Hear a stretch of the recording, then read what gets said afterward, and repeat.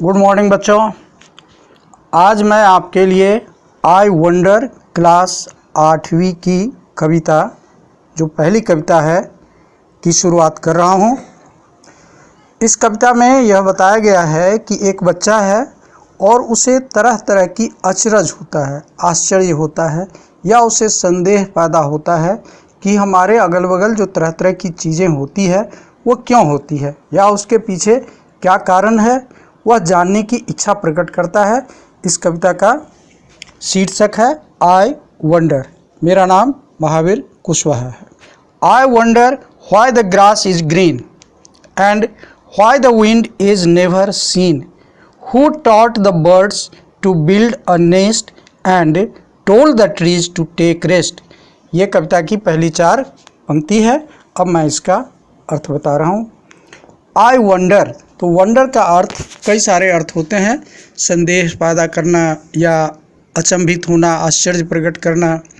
तो यह लड़का को आश्चर्य हो रहा है, या कवि कह रहे हैं कि मुझे अचरज हो रहा है कि why the grass is green, ये जो घास है ये हरी भरी क्यों है, इसका रंग हरा क्यों है। और why the wind is never scene, और दूसरी बात, ये जो हवा है ये हमें कभी दिखता क्यों नहीं है।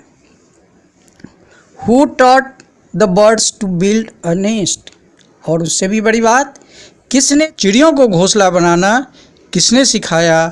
And told the trees to take rest, और टेक रेस्ट का अर्थ होता है आराम करना। तो फिर उसका एक अगला सवाल आता है कि पेड़ को आराम करना किसने सिखाया।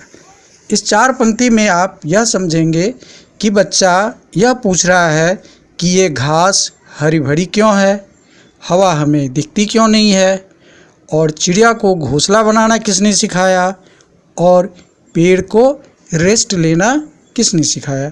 कठिन वर्ड, एक मेरे ख्याल से वंडर है, और दूसरा नेवर, जो कभी नहीं, इसका अर्थ होता है टॉट। टॉट का अर्थ होता है teach, taught.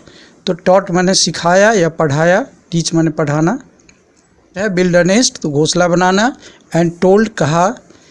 To take rest, to take rest का अर्थ होता है आराम करना। अब हम आगे की पंक्ति देखते हैं।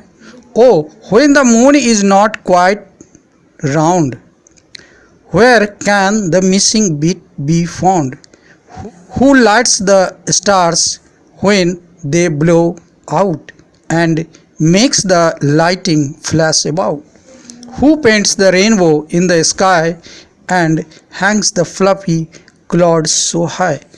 इसके जो आगे की पंक्ति है इसमें यह बता रहा है या यह पूछ रहा है कि ओ when the moon is not quite round, अरे जब आसमान में चांद पूरी तरह नहीं होता है, या चांद जब पूरी तरह गोलाकार नहीं होता है, where can be the missing bit be found, तो बिट मतलब टुकड़ा, और मिसिंग माने जो गायब है, जो नहीं है। तो where can the missing bit be found, तो ये जो बाकी के टुकड़े हैं, जो बाकी का हिस्सा है जो अभी चांद में नहीं है, वह कहाँ मिलेगा, किस जगह वह प्राप्त किया जा सकता है। फिर आगे वह क्वेश्चन करता है हु लाइट्स द स्टार, तारों को कौन जलाता है, या तारों में रोशनी कौन देता है। लाइट्स माने रोशनी, यहाँ पर लाइट्स का अर्थ है जलाना। When they blow out, जब ये बुझ जाते हैं, जब इनकी रोशनी ख़त्म हो जाती है, जब ये चमकता नहीं है, तो उसके बाद इनको रोशनी कौन देता है। And makes the lighting flash about, और इतनी जोर की बिजली को कौन चमकाता है। आप तारों का चमकना, बिजली का चमकना, ये सारी बातें जानते हैं। इसके कुछ वैज्ञानिक कारण हैं, लेकिन बच्चों के सामने यह एक छोटा सा सवाल है कि आखिर ये सब घटनाएं हमारे अगल बगल जो होती है तो क्यों होती है। And makes the lighting flash out, who paints the rainbow in the sky, आगे भी क्वेश्चन है, और ये फिर पुनः पूछ रहा है कि who paints the rainbow in the sky, जो आसमान में रेनबो दिख रहा है, जो इंद्रधनुष है, उसको कौन रंगता है, या उसमें कौन रंग भरता है, कौन उसको डिजाइन करता है, कौन उसे बना रहा है। And Hanks the fluffy clouds so high, और ये जो हल्के फुल्के बादल हैं, जो रुई की तरह जो उछलता हुआ बादल, जो आसमान में उड़ता बादल दिख रहा है, उसको कौन आखिर लटकाता है। ये सारी घटनाएं किस प्रकार से हो रही है, यह एक छोटे बच्चों के लिए बहुत बड़ी समस्या है, बहुत बड़ी उत्सुकता है। Why it is now? अब मान लो जो है सो है। Do you suppose? क्या आपको लगता है that dad won't tell me? कि पिताजी हमको नहीं बताएंगे। If he knows, अगर वो जानते हैं तो क्या पिताजी हमें नहीं बताएंगे? ज़रूर बताएंगे। इस प्रकार से ये कविता आपकी पूरी होती है। धन्यवाद। इसे लाइक करें, शेयर करें और सब्सक्राइब भी करें।